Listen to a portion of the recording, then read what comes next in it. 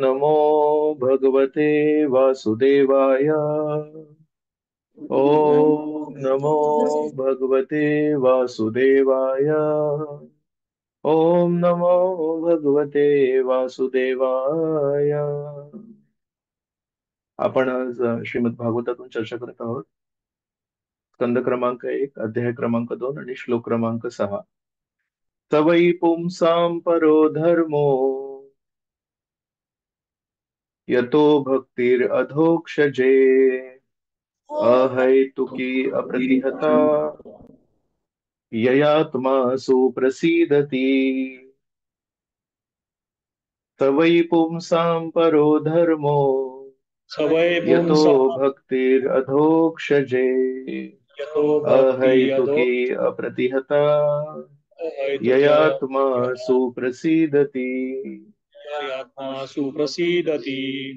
तवै पुंसां परो धर्मो सवै पुंसा परो धर्म यतो भक्तिरधोक्षजे यतो भक्ति यथोक्षजे अहैतुकी अप्रतिहता हेतुकीय प्रतिहता ययात्मा सुप्रसीदति. ययात्मा सुप्रसीदति। आपण शब्दांचे भाषांतर बघूया. खेडकर प्रभू, तुम्ही वाचणार? हरे कृष्ण. स तो वै खरोखर पुंसाम मानवांसाठी परह श्रेष्ठ उदात्त धर्म धर्म यतः ज्यामुळे भक्ती भक्ती अधोक्षजे दिव्यत्वाप्रती अहैतुकी अकारण अप्रतिहता अखंड यया जिने आत्मा आत्मा सुप्रसिद्धती पूर्णपणे प्रसन्न किंवा तृप्त हो. तात्पर्य: ज्यामुळे मनुष्याला परम दिव्य अशा भगवंताची प्रेममयी भक्ती प्राप्त होते तो अखिल मानव जातीचा परम धर्म होय. अशी भक्ती अहैतुकी हेतुरहित आणि अखंड स्वरूपाची असावी. अशा भक्तीने आत्मा पूर्णपणे प्रसन्न होतो, तृप्त होतो. तात्पर्य: श्रील प्रभुपादांद्वारे या विधानात सूत गोस्वामी नैमिषारण्यातील ऋषींच्या पहिल्या प्रश्नाचे उत्तर देतात. ऋषींनी त्यांना अशी विनंती केली की त्यांनी सांगोपांग सर्व शास्त्रांचा सारांश काढावा आणि असा अति महत्वाचा भाग प्रस्तुत करावा ज्यामुळे पतित जीव किंवा सामान्य जन तो सहज रीतीने ग्रहण करू शकतील. वेदांमध्ये मानवांसाठी दोन वेगवेगळ्या स्वरूपाचे धर्म मार्ग निश्चित केले आहेत. एक प्रवृत्ती मार्ग किंवा भोग प्रवृत्तीचा मार्ग आणि दुसरा निवृत्ती मार्ग किंवा त्याग मार्ग. भोग प्रवृत्तीचा मार्ग निम्न स्तर आहे आणि परम अर्थासाठी त्यागाचा मार्ग उच्चतर आहे. जीवांचे भौतिक अस्तित्व ही वास्तविक जीवनाची रोगग्रस्त अवस्था आहे. वास्तविक जीवन हे आध्यात्मिक अस्तित्व होय किंवा ब्रह्मभूत स्थिती होय. अशा स्थितीत जीवन शाश्वत, आनंदपूर्ण आणि ज्ञानपूर्ण असते. भौतिक अस्तित्व अनित्य, माईक आणि दुःखपूर्ण आहे. तेथे आनंद मुळीच नाही. दुःखातून दूर होण्याचे प्रयत्न केवळ निष्फळ आहेत. या जगात दुःखांची तात्पुरती स्थगिती म्हणजे सुख समजले जाते. म्हणून प्रगतिशील भौतिक सुखाचा मार्ग अनित्य, दुःखपूर्ण आणि भ्रामक असा आहे. हा निम्न परम भगवंताचा प्रेममय सेवेचा मार्ग शाश्वत, आनंदपूर्ण आणि ज्ञानपूर्व जीवनाकडे उन्नत करणारा आहे. हा उच्च प्रकारचा मार्ग सांगितला आहे. जर या मार्गाचा निम्न स्तर मार्गाशी संबंध आला तर त्याचे स्वरूप दूषित होते. उदाहरणार्थ, भौतिक लाभापोटी भक्तीचा स्वीकार निश्चितपणे त्यागाच्या प्रगतशील मार्गातील अडथळा आहे. परम कल्याणासाठी असलेला त्यागाचा मार्ग हा जीवनाच्या रोगग्रस्त स्थितीतील भोग सुखापेक्षा निश्चितच श्रेष्ठ आहे. अशा भोगामुळे भौतिक रोगाची लक्षणे अधिक प्रबळ होतात आणि रोगाचा अवधी वाढतो. म्हणून भगवंतांची प्रेमसेवा अर्थात भक्ती शुद्ध स्वरूपातील असावी. अर्थात तेथे भौतिक भोगाची कामना यात किंचितही नसावी. प्रत्येकाने भौतिक कामना, कर्मफलासक्ती, तर्क वितर्क सोडून प्रेममय सेवेच्या मार्गाचे अनुसरण करायला हवे. केवळ याचमुळे प्रत्येक जण परमेश्वराच्या सेवेत शाश्वत सुख प्राप्त करू शकतो. आम्ही धर्म म्हणजे व्यवसाय असा अर्थ हेतुपूर्वक केला आहे. कारण धर्म या शब्दाचा मूळ अर्थ ज्यामुळे मनुष्य आपले अस्तित्व धारण करतो असाच आहे. जीवाने भगवान श्रीकृष्णांशी असणाऱ्या आपल्या शाश्वत संबंधास अनुसरूनच आपल्या कर्माचे आचरण करावे आणि हाच त्याचा आधार आहे. श्रीकृष्ण हे जीवांचे मध्यवर्ती तत्व आहे. श्रीकृष्ण सर्वाकर्षक परमचेतन आहेत किंवा इतर सर्व जीव आणि शाश्वत रूपे या सर्वांमध्ये श्रीकृष्णाचे शाश्वत रूप आहे. सर्व जीवांना आपल्या आध्यात्मिक सत्तेत स्वतःचे शाश्वत किंवा नित्य रूप आहे. भगवान हेच त्या जीवांचे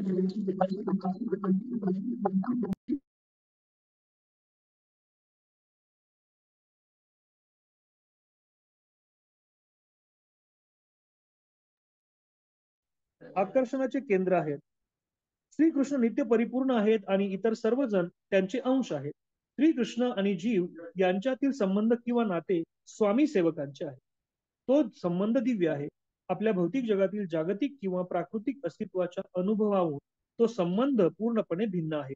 हा स्वामी सेवक संबंध हे सलगीचे अत्यंत स्नेहपूर्ण स्वरूप आहे. मनुष्याची प्रेममय सेवा जसजशी प्रगत होते तसतसा त्याला या संबंधाचा अनुभव येतो. वर्तमान भौतिक अस्तित्वाच्या बद्धावस्थेतही सर्वांनी भगवंतांच्या दिव्य प्रेममय सेवेत स्वतःला संलग्न करावे. त्यामुळे क्रमशः वास्तविक जीवनाची समस्या सुटेल आणि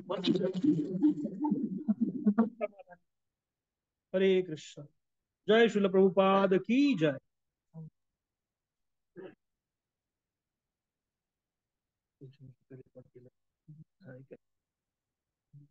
आपण सुरू करूया. ओम अज्ञानतिमिरान्धस्य ज्ञानाञ्जनशलाकया चक्षुरुन्मिलितं येन तस्मै श्रीगुरवे नमः. श्रीचैतन्यमनोभीष्टं स्थापितं येन भूतले स्वयं रूपः कदा मह्यं ददाति स्वपदान्तिकम्. वन्देऽहं श्रीगुरो श्रीयुतपदकमलं श्रीगुरून् वैष्णवांश्च श्रीरूपं साग्रजाता सहगण रघुनाथान्वितं तं सजीवं साद्वैतं सावधूतं परिजनसहितं कृष्णचैतन्यदेवं श्रीराधा कृष्णपादा सहगण ललिता श्रीविशाखान्वितांश्च. हे कृष्ण करुणा सिंधो दीनबंधो जगत्पते गोपेश गोपिका कांत राधा नमोस्तुते. तप्त कांचन गौरांगी राधे वृंदावनेश्वरी वृषभानुसुते देवी प्रणमामि हरिप्रिये. वाञ्छाकल्पतरुभ्यश्च कृपा सिन्धुभ्यैव च पतितानां पावनेभ्यो वैष्णवेभ्यो नमो नमः. नमो विष्णुपादाय कृष्णपृष्ठाय भूतले श्रीमते भक्तिवेदान्त स्वामिनिति नामिने. नमस्ते सारस्वते देवे गौरवाणी प्रचारिणे निर्विशेष शून्यवादी पाश्चात्य देशतारिणे. जय श्री कृष्ण चैतन्य प्रभु नित्यानंद श्री अद्वैत गदाधर श्रीवासदि गौर भक्त वृंद. हरे कृष्णा कृष्णा कृष्णा हरे हरे हरे राम राम राम हरे हरे. हरे कृष्ण. सर्व भक्तांना दंडवत प्रणाम. आज आपण श्लोक क्रमांक 6 यावर चर्चा करत आहोत. श्लोक क्रमांक 5 वर आपण बघितलं की कसं साधू मुनयो पृष्ठोहम भवद्भिर लोकमंगलम, की सूत गोस्वामींनी सुरुवातच अशी केली. म्हणाले तुम्ही सर्वांनी जे प्रश्न विचारलेत ते खूप छान आहेत आणि लोककल्याणासाठी आहेत. भवद्भिर लोकमंगलम यत्कृतः कृष्ण संप्रश्नो येनात्मा सुप्रसिद्धती. तर मागच्या श्लोकात म्हणाले होते की तुमच्या या श्लोकांचे जे उत्तर आहेत त्या उत्तरामुळे खरोखर जनसामान्यामध्ये समाधान प्राप्त होऊ शकतं. आणि आजच्या श्लोकामध्ये पण सूत गोस्वामी सुप्रसिद्धती, सुप्रसिद्धती, प्रसिद्धती म्हणजे समाधान प्राप्त करणं, आणि सुप्रसिद्धती म्हणजे पूर्णपणे समाधान प्राप्त करणं. तर जेव्हा ऋषी मुनींनी सूत गोस्वामींना प्रश्न विचारले होते, वेगवेगळे प्रश्न विचारलेत 6, त्यामध्ये पहिला जो प्रश्न होता की सर्व वेदांचे, सर्व ज्ञानाचे सारांश काय आहे ते आम्हाला सांगा. आणि त्याचं उत्तर आज, पहिल्या प्रश्नाचं पहिलं उत्तर सूत गोस्वामी देत आहेत. म्हणतायत एकच गोष्ट आहे की जर आपण परमेश्वराची अ, त्यामध्ये कधीही काही बाधा न येता आणि कुठल्याही स्वार्थी हेतूला न ठेवता जर आपण सेवा केली, तर त्या सेवेमुळे जीवात्मा पूर्णपणे समाधानी आणि पूर्णपणे तृप्त होऊ शकतो. आपण आपल्या जीवनामध्ये जे काही करतो, साधारणपणे शिक्षण घ्यायचा प्रयत्न करतो, नोकरी, व्यवसाय, नातेसंबंध जोडतो, या सगळ्यामध्ये एक गोष्ट असते की आपलं जीवन हे सुखी समाधानी व्हावं. जितक्या जाहिराती आहेत त्या सर्व जाहिरातींमध्ये फक्त एकच भावना असते. जरी चित्र बदलत बदलत असतील, ती गोष्ट, वस्तू बदलत असेल आणि शब्द बदलत असतील, मांडणी बदलत असेल, पण नेहमी एकच भावना असते. ही गोष्ट, ही वस्तू जर तुम्ही घेतली तर तुमच्या जीवनामध्ये समाधान येईल. ही गोष्ट जर तुम्ही घेतले तर तुम्ही सुखी व्हाल. पूर्ण जग एका अर्थाने याच प्रयत्नांमध्ये लागलंय. अरे माझ्याकडे हे कपडे आहेत पण या दुकानातले कपडे नाही आहेत. माझ्याकडे हा फोन आहे पण माझ्याकडे तो फोन नाहीये. आणि अशा प्रकारे एखाद्या व्यायामशाळेमध्ये एक ट्रेडमिल असते, त्याच्यामध्ये आपण धावायचं असतं आणि पायाखाली जी पट्टी असते ती गोल गोल फिरत असते. तर आपण अंतर काही गाठत नाही, पण आपण 15-20 मिनिटं त्याच्यावर जर धावलो तर आपला व्यायाम होतो. तर एका अर्थाने आपल्या जीवनाला पण त्या ट्रेडमिल सारखं बनवलंय आपण. नेहमी असं वाटतं की समोर ती जी वस्तू आहे ती मिळेल. ती वस्तू काय आहे? भौतिक वस्तू नाही, ती समाधान आहे. मूळ आपल्या जीवनाचा हेतू आहे सुख समाधान. आणि त्या समाधानाला प्राप्त करण्यासाठी आपल्याला सांगितलंय ही महागडी वस्तू जेव्हा तुम्ही घ्याल तेव्हा तुम्हाला समाधान मिळेल. पण ती महागडी वस्तू घेण्यासाठी श्रम पण करायला लागतात आणि महागडी महागडे कष्ट पण करायला लागतात.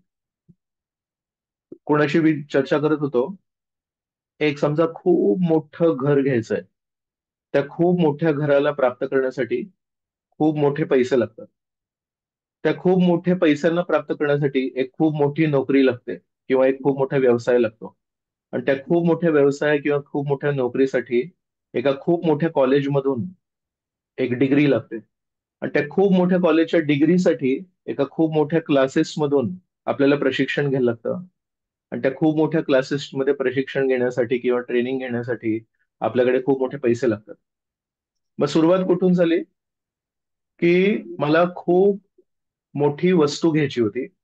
आणि त्या खूप मोठी वस्तूला घेण्यासाठी, मला इको येतोय, त्या खूप मोठ्या वस्तूला घेण्यासाठी माझ्याकडे खूप मोठे पैसे पाहिजे होते. आणि आपण शेवटी कुठे पोहोचलो की त्या खूप चांगल्या क्लासमध्ये, ट्युशन क्लासेसमध्ये जॉईन करण्यासाठी माझ्याकडे खूप मोठे पैसे पाहिजेत. मग ध्येय आहे खूप जास्ती पैसे पाहिजेत आणि सुरुवात आहे की माझ्याकडे खूप मोठे पैसे पाहिजेत.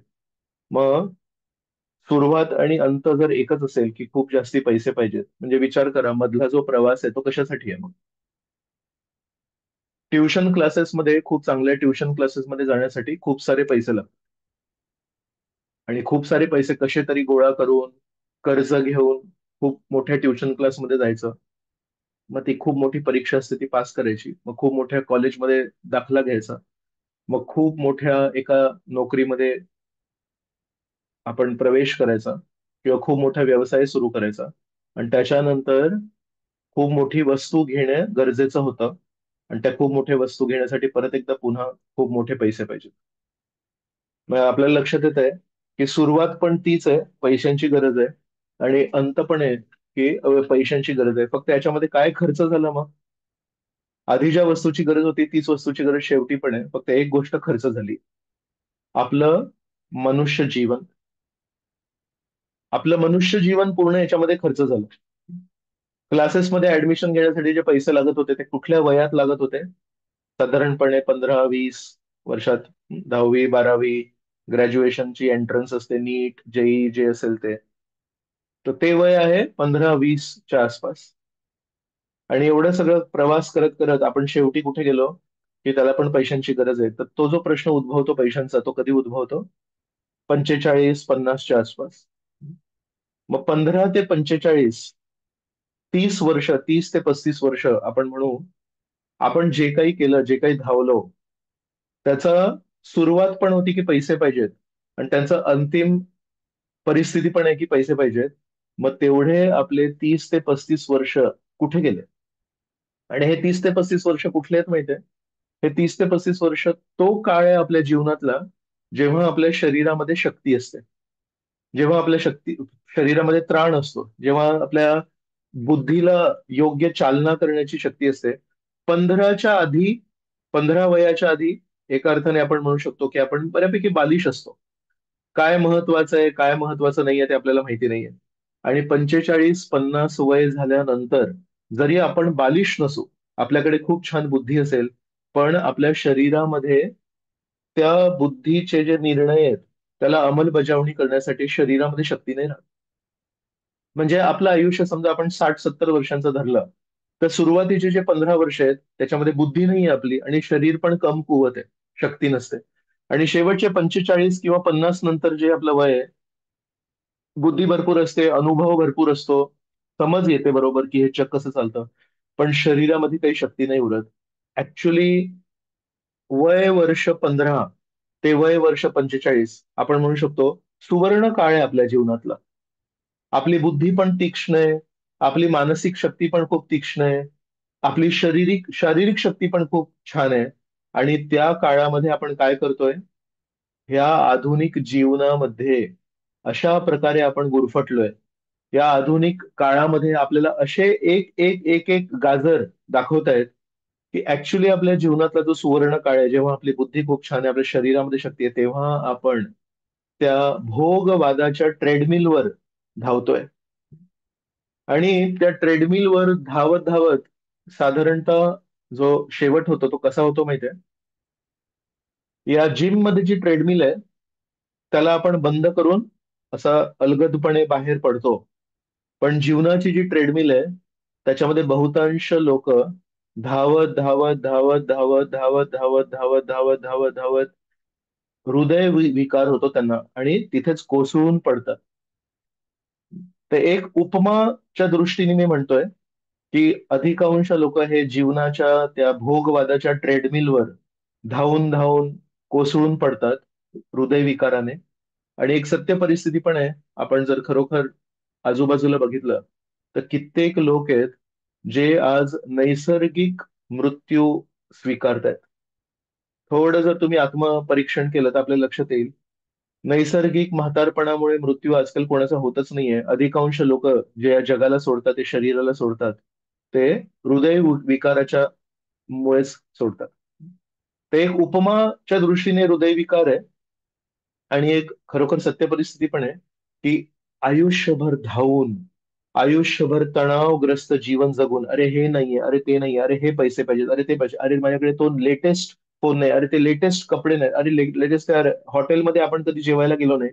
असं करत करत करत आपण खरोखर हृदयविकाराने कुठेतरी कोसळून पडू. तर त्यासाठी आपल्याला सूत गोस्वामी 5000 वर्षापूर्वी सांगतायत, या भोगवादाच्या ट्रेडमिलवर धावू नका.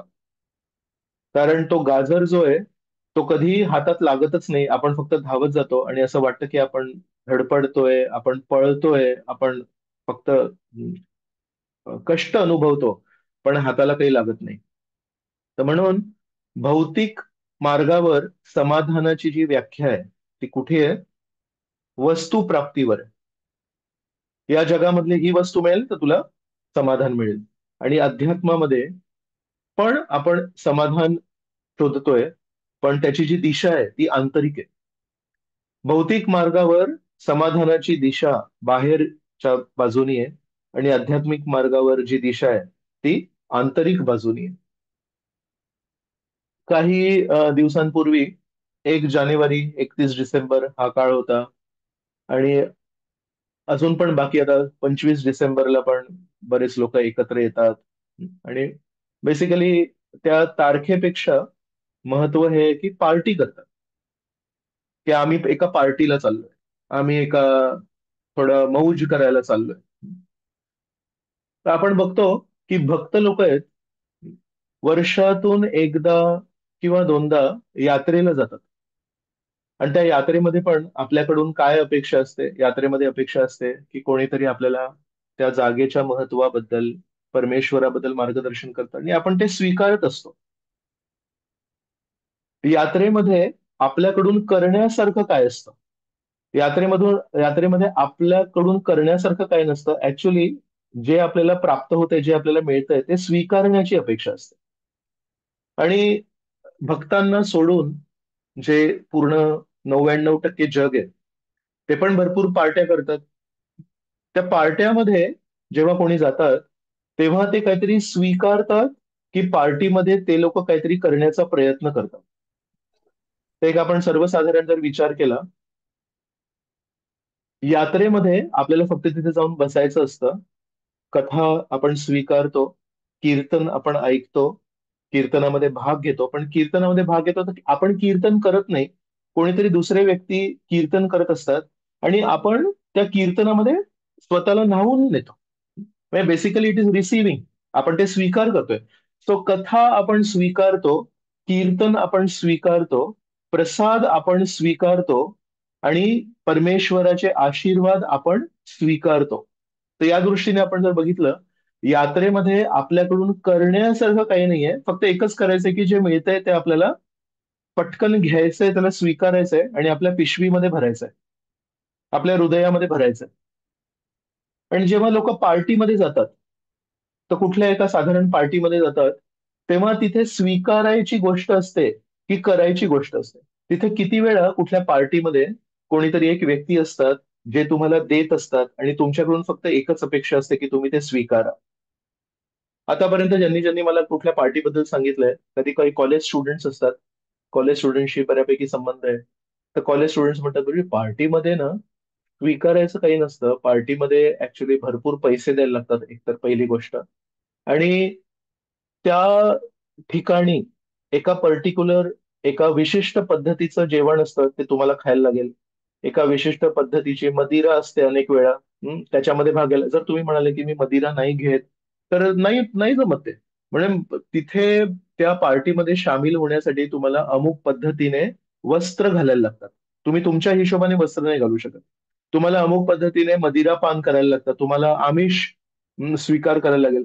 बेसिकली पार्ट्यांमध्ये तुम्हाला काही मिळत नाही, तुम्हाला भरपूर काही द्यावं लागतं, तुम्हाला काहीतरी करावं लागतं. तर विचार करा, एकीकडे आहे 1 किंवा 2 वेळा जायचं आणि केवळ स्वीकारायचं, आपल्याकडून काही कष्ट नाहीये त्याच्यामध्ये. आणि एक आहे पार्टीमध्ये खूप मेहनतीने कमावलेले पैसे विष पिण्यासाठी आणि विष खाण्यासाठी आपल्याला खर्च करायला लागतो. आणि हे सगळं करून त्या पार्टीमध्ये समाधान किती मिळतं हा एक खूपच मोठा प्रश्न आहे. तर म्हणून तुम्हाला मी एक प्रश्न विचारतो, जो व्यक्ती भुकेला आहे, तो जेव्हा फिरत असतो, तेव्हा त्याची नजर खाद्यपदार्थांवर असते की ज्या व्यक्तीचं पोट भरलेलं आहे त्याची नजर खाद्यपदार्थांवर असते? तर मी बघतो प्रवास करताना आजूबाजूला कोणी परिवार बसलेले असतात, मग दुपारची वेळ झाली तर मग ते त्यांचं जेवण काढतात. आणि समजा तिथून कोणी दुसरा माणूस जात असेल, तर मी बघतो ज्यांनी कोणी असं ते जेवणाचा डब्बा काढलाय, लगेच तो जाता येता जो माणूस असतो तो त्याची नजर त्या डब्यावर जाते, अच्छा काय आणलंय यांनी डब्यामध्ये वगैरे. म्हणून आपल्या सर्वांना माहितीये की जेवणावर नजर एका उपाशी माणसाची असते, जेवणावर नजर एका तृप्त व्यक्तीची कधीच नसते. या दृष्टीने तुम्ही आता थोडा विचार करा की जे लोक पार्टीमध्ये सहभाग घेण्यासाठी नेहमी आसुसलेले असतात, अरे ही पार्टी आहे चला जाऊया, अरे ती पार्टी आहे जाऊया, अरे ती पार्टी आहे जाऊया, ते लोक समाधानी आहेत की जे लोक म्हणतात आम्हाला पार्टीमध्ये जायची गरज नाहीये. कारण आम्हाला आमचं आमचे कान, आमचं हृदय हे यात्रेमध्ये आम्हाला जे काही ऐकायला मिळालं, यात्रेमध्ये जे काही आम्हाला अनुभवायला मिळालं, यात्रेमध्ये परमेश्वराचे जे काही आशीर्वाद मिळाले, त्यांनी आम्ही तृप्त आहोत. ते असमाधानी आहेत. तर एकदम सिंपल गोष्ट आहे की ज्यांना नेहमी आशा असते की अरे त्या पार्टीमध्ये आम्हाला नाही बोलवलं, त्या पार्टीमध्ये जायला पाहिजे होतं, ती पार्टी होती तिथे. बेसिकली त्याचा अर्थ काय आहे? हृदय उपाशी आहे. आणि हृदय उपाशी आहे म्हणून इकडे तिकडे जाण्यासाठी त्यांना आशा आहे. पण ज्या लोकांचं हृदय परिपूर्ण तृप्त झालंय, त्यांना मग पार्टींची गरज नसते. तर जरी कोणी भौतिकवादी लोक भक्तांना म्हणतील, अरे काय तुम्ही लोक काय मौज नाही करत, तुम्ही लोक काय मजा नाही करत, तुम्ही कुठल्या पार्टीला येत नाही, तुम्ही नेहमी कुठेतरी तीर्थ ठिकाणी जाता आणि काय तेच हरिनाम, तो एकच हरे कृष्ण मंत्र बोलणार, तुमचा मंत्र पण बदलत नाही. असं नाही की जगन्नाथपुरी रथयात्रेला गेलं जय जगन्नाथच बोलणार, वृंदावनला गेले तर तुम्ही श्रीकृष्णांचे भजन गाणार, मायापूरला गेले तर गौरांग महाप्रभूंचे भजन गाणार. असंही नाही. तोच हरे कृष्ण महामंत्र तुम्ही सगळीकडे गाता. बरं, सकाळी उठल्यावर पण हरे कृष्ण महामंत्र असतो, दुपारी प्रसादाच्या वेळेस पण हरे कृष्ण महामंत्र असतो, संध्याकाळी शयन दर्शन मध्ये पण हरे कृष्ण महामंत्र असतो. तुमच्या जीवनामध्ये काय मौज नाहीये? खरी मौज तर आमच्या जीवनामध्ये आहे. काल आम्ही महाबळेश्वरला पार्टीला गेलो होतो. उद्या आम्ही उटीला चाललोय पार्टीला. नंतर आम्ही शिमलाला चाललोय पार्टीला. अशा प्रकारे एक लक्षात येतं की जो भुकेला माणूस आहे तोच तर नेहमी जेवणासाठी आसुसलेला असतो. आणि ज्याचं पोट भरलेलं आहे तो म्हणतो, नाही तुम्ही लोक खा, मला गरज नाही. तर जरी भौतिकवादी लोकांनी आपल्यावर भरपूर आरोप केले असतील की तुम्हा लोकांनी काही मौज नाहीये, तुम्ही लोक कोरडं जीवन जगताय, पण आपल्याला कळायला पाहिजे पुरावा काय. पुरावा हा दाखवतोय की ज्यांच्या जीवनामध्ये भक्ती नाहीये ते लोक अतृप्त आहेत, ते लोक असमाधानी आहेत. आणि जे लोक भक्ती मार्गावर आहेत, जे भक्ती मार्गामध्ये यात्रेमध्ये वगैरे सत्संग कार्यक्रमामध्ये भाग घेतात, ते ऍक्च्युली समाधानी आहेत आणि तृप्त जीवन जगतायत. म्हणून श्रील अद्वैत आचार्य आहेत. अद्वैत आचार्य 500 वर्षापूर्वी मायापूर इथे जेव्हा राहत होते, तेव्हा त्यांनी एक चित्र बघितलं. त्यांनी या जगामध्ये बघितलं की नवद्वीपमध्ये त्या काळी खूप आर्थिक सुबकता होती. सर्व जणांकडे भरपूर पैसे, इंद्रिय भोगाची सर्व सामग्री होती. पण त्यांनी एक अजून एक गोष्ट बघितली. इतका भोगवाद पसरला होता नवद्वीपमध्ये की एकत्र येऊन जेवण करण्यासाठी, एकत्र येऊन भोग करण्यासाठी बहाणे पाहिजे होते, बहाणे कमी पडत होते. मग काय त्यांनी केलं होतं तेव्हा नवद्वीपमध्ये? कुत्र्यांचे लग्न लावून द्यायचे. या परिवारातला कुत्रा, या परिवारातली कुत्री, आणि त्यांचं लग्न लावायचे. आणि त्या लग्न समारंभामध्ये हे सगळे जण, पैसे खूप आहेत, काय करायचं आता? तर खूप छान वस्त्र धारण करणार, खूप छान जेवण करणार आणि संगीत नृत्य हे सगळं करणार. आणि हे दृश्य बघून कदाचित कोणा व्यक्तीला त्याच्यामध्ये एक आशा निर्माण होईल की अरे मी पण याच्यामध्ये सहभागी होतो. कदाचित कोणी व्यक्ती असेल जो ज्ञानी व्यक्ती असेल, त्या ज्ञानी व्यक्तीला माहिती आहे की हे सगळे असं कुत्र्यांचे लग्न लावण्यामध्ये मनाला काही समाधान नाही मिळत, हे फक्त जिभेचे चोचले.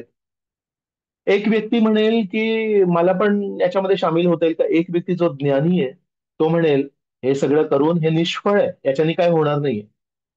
पण किती लोक आहेत जे अशा प्रकारच्या गरीब लोकांना बघून त्यांच्यासाठी प्रार्थना करतील?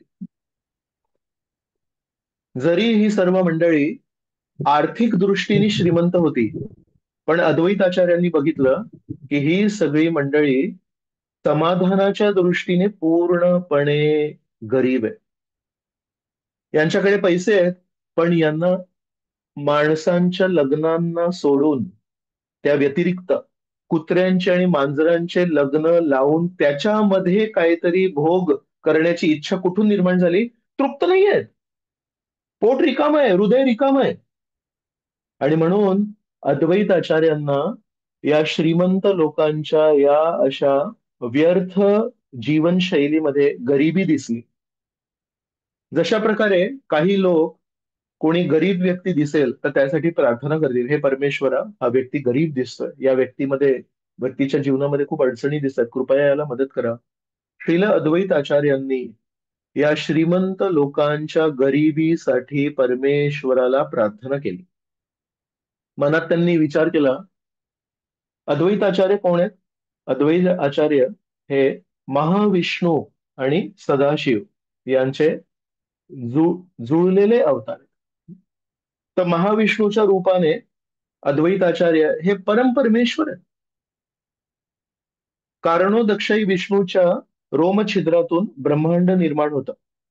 ते अद्वैताचार्य. तर अद्वैताचार्य या जगाला पूर्णपणे मुक्ती देऊ शकतात. पण अद्वैताचार्यांनी काय केलं? विचार केला, या लोकांना मी मुक्ती पण देऊ शकतो, मुकुंद आहे मी. पण या लोकांना मुक्ती देऊन यांचं मन समाधानी होणार आहे का? दोन गोष्टी आहेत. एक म्हणजे आपल्या जीवनातले जे कष्ट आहेत ते कष्ट सगळे नष्ट होणे, आणि दुसरी गोष्ट आहे की मनामध्ये संबंध अनुभवणे. तो जीवनामधले जे कष्ट आहेत, जीवनामधले जे आजार आहेत, जीवनामधले जे काही उलाढाल आहे, जे काही वर खाली होत असतं, त्याला विराम मिळणे म्हणजे मुक्ती. पण हृदयामध्ये प्रेमाचा अनुभव करणे, हृदयामध्ये प्रेममयी संबंध अनुभवणे, याला म्हणतात तो उच्च स्तर आहे. कोणी म्हणेल मला पोट खराब झालंय माझं, आणि पोट खराब झाल्याची जर गोळी खाल्ली आणि ते पोट खराब होण्याची परिस्थिती थांबली, याचा अर्थ नाही की आरोग्य प्राप्त झालं. पोट जे खराब होत होतं, ज्यासाठी बाथरूमला जायला लागत होतं, त्याला विराम मिळालाय, कष्ट कमी झाले, त्याचा अर्थ असा नाही की चांगलं आरोग्य प्राप्त झालंय. तर म्हणून प्रेमाचे संबंध परमेश्वरासोबत, भक्ती मार्ग म्हणजे चांगलं आरोग्य प्राप्त होणं, आणि मुक्ती म्हणजे जीवनामध्ये जन्म मृत्यू जरा व्याधी, म्हातारपण, आजार, जन्म आणि मृत्यू हे चारही गोष्टी जे कष्टदायक आहे त्याला विराम मिळणं. तर अद्वैताचार्य जनसामान्याला मुक्ती देऊ शकत होते.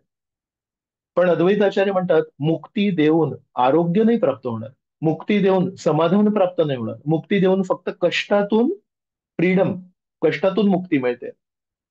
म्हणून अद्वैताचार्यांनी विचार केला, मुक्ती देऊन यांना काही फायदा नाही, यांना प्रेम देण्यासाठी, परमेश्वरासोबत संबंध देण्यासाठी माझ्याकडे क्षमता नाहीये. त्यासाठी प्रेमाचे संबंध देण्यासाठी केवळ एकच व्यक्ती सक्षम आहे. प्रेमाचे संबंध देण्यासाठी प्रेमळ श्रीकृष्णच सक्षम आहेत. तर म्हणून अद्वैत आचार्यांनी श्रीकृष्णांना प्रार्थना केली, श्रीकृष्णांच्या चरणी प्रार्थना केली की हे श्रीकृष्ण, तुम्ही या जगात अवतरित व्हा, आणि तुम्ही या जगात जर अवतरित झाले तर तुम्ही या जनसामान्याला प्रेम देऊ शकता किंवा त्या प्रेमाला प्राप्त करण्याचा मार्ग देऊ शकता. त्या भावनेने अद्वैताचार्यांनी, महाविष्णूने स्वतःची क्षमता कमी बघितली, पण म्हणाले की आता मला जगाला समाधान द्यायचंय, आणि ते समाधान केवळ प्राप्त होतं आध्यात्मिक मार्गाने, जेव्हा परमेश्वरासोबत प्रेमाचे संबंध जुळतात. हेच अद्वैत आचार्य सदाशिव पण आहेत. आणि समुद्र मंथनाच्या वेळी पहिली गोष्ट जी समुद्र मंथनातून निघाली होती ते होतं विष. समुद्र मंथनाचा ध्येय होता अमृत. समुद्र मंथन का करतायत? देव आणि असुर जे नेहमी एकमेकांसोबत भांडतात, ते समुद्र मंथन करतायत अमृत प्राप्तीसाठी. पण पहिली गोष्ट निघाली विष, आणि त्या विषाला जेव्हा बाहेर येताना बघितलं, तेव्हा सदाशिवाने म्हटलं, या विषाला जर लोकांपर्यंत जर हे विष पोचलं तर लोकांचा नाश होईल, लोकांचं मरण होईल. मला माझी करुणा दाखवायला लागणार. कर्पूर गौरम करुणावतारम. सदाशिवाला म्हणतात कर्पूर गौरम, पांढऱ्या कर्पुरासारखा. त्यांचा रंग शुभ्र पांढरा आहे शंकराचा, पण कसे आहेत ते? करुणावतार. तर त्यांना ती करुणा आहे की जनसामान्याला हे विष नाही पोचायला पाहिजे, जनसामान्याचा मृत्यू होईल, आणि म्हणून त्यांनी ते विष प्राशन केलं आणि कंठाला त्यांना एक निळा पट्टा आला, नीळकंठ झालं त्यांचं नाव. तेच सदाशिव जेव्हा अद्वैत आचार्यांच्या रूपात येत आहेत तेव्हा ते म्हणतायत, आज सगळीकडे चोहीकडे भौतिकवादाचं विष पसरत आहे.